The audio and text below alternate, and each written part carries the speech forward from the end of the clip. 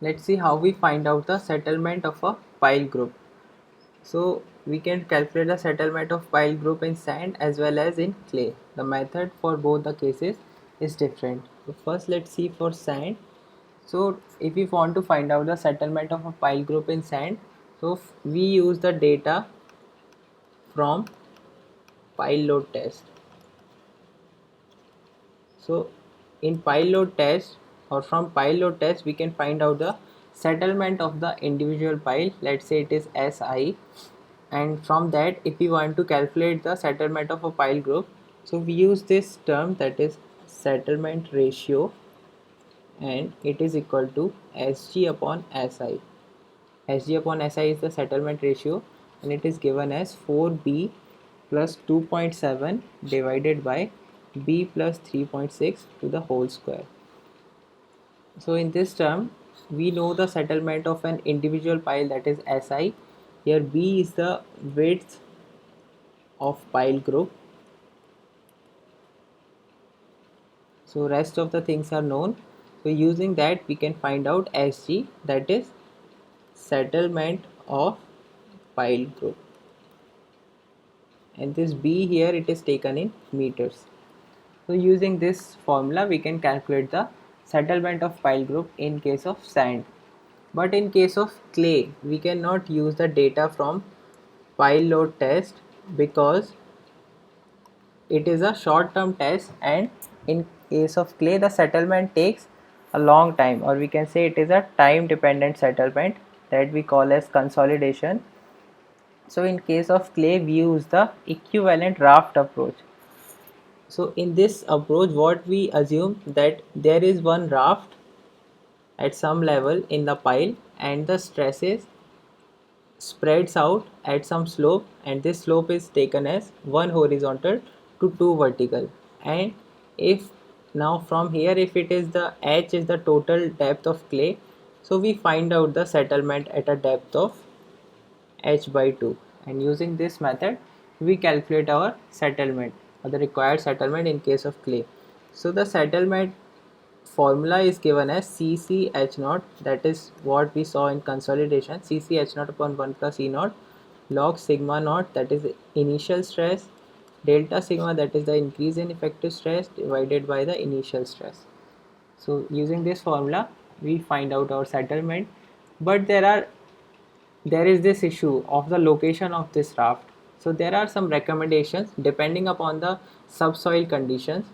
So case 1 is when pile group is embedded in uniform clay, is embedded in uniform clay deposit.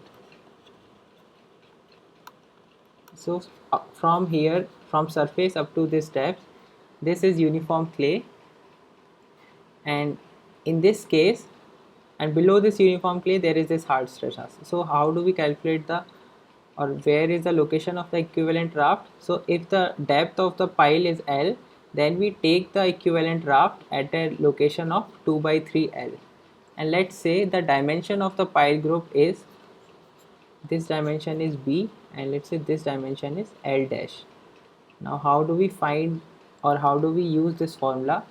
So first of all we have taken the raft at this level 2 by 3 L, and then we spread our stresses at this slope, that is 1 horizontal to 2 vertical.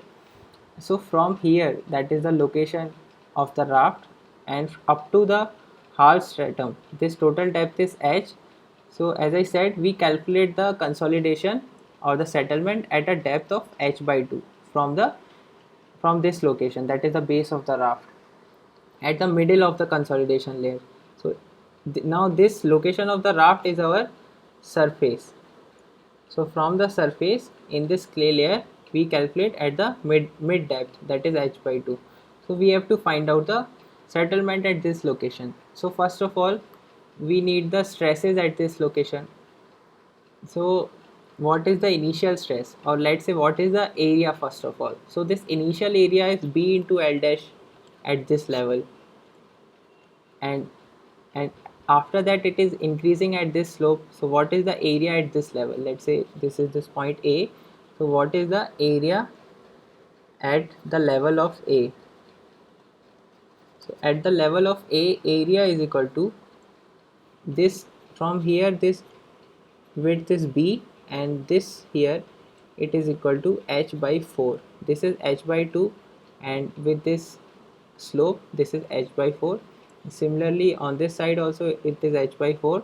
So this total is B plus h by 4 plus h by 4, that is B plus h by 2. And similarly in the perpendicular direction, that is in the L dash direction, in this direction from here it will be equal to L plus h by 2, or L dash, this I have taken as L dash, so L dash plus h by 2.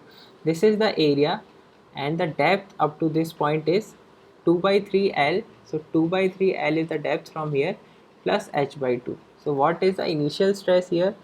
Initial stress sigma naught is equal to the depth, that is equal to 2 by 3 L plus h by 2, that is 2 by 3 L is this depth plus h by 2, multiplied by the unit weight of the soil in this zone. So what is the unit weight here? Multiply by the depth gives us the initial stress. Now increase in stress. So initial stress was just there because of the soil. Now why would this increase in stress come? It will come because we are placing this load P here. So this increase in stress is given as load divided by area. So P is the load, and area over which we are calculating the increase in stress is this area, B plus h by 2 multiplied by L dash plus h by 2.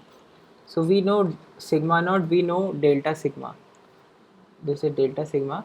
So we know these two terms. These data will be given. H naught will be this total depth, this depth. So using this formula, we can find out the settlement in case of a pile group in case of clay.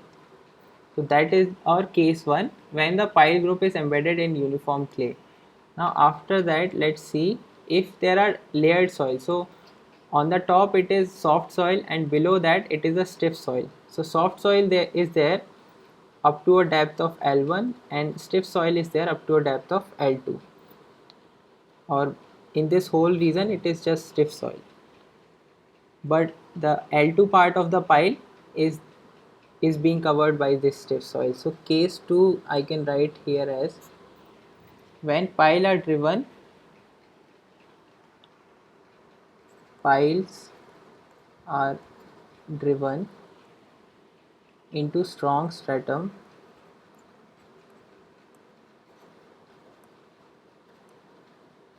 through overlying soft stratum, overlying soft soil we can write. So in this case, where do we choose the raft? So in this case, if this stiff soil, so this L2 part of the pile is there in stiff soil, so the location of the raft would be at 2 by 3 L2, and from here we will spread this stress at 1 horizontal to 2 vertical, and using this again how we did in this case, using this similar approach we can calculate the settlement of the pile group. So that is the second case, and after that case 3 is there when it is the whole firm stratum, or completely if I want to write, it is given as board piles or end bearing piles resting on firm stratum. So this whole soil is very firm soil or stiff clay. So in this case we assume the raft at the base of the pile. So at a depth of L, where L is the total depth of pile group, at a depth of L we assume our raft, and from there this would be, the stress would be spreading at a slope of 1 horizontal to 2 vertical, and using this we will find out the settlement at this midpoint, that is the midpoint of this clay group, midpoint from the location of the raft. So using this method we can find out a settlement in this case. So these are the three different cases which are encountered in field in case of clay. But one more thing which you can remember here is that the settlement of individual pile, or I can write as settlement of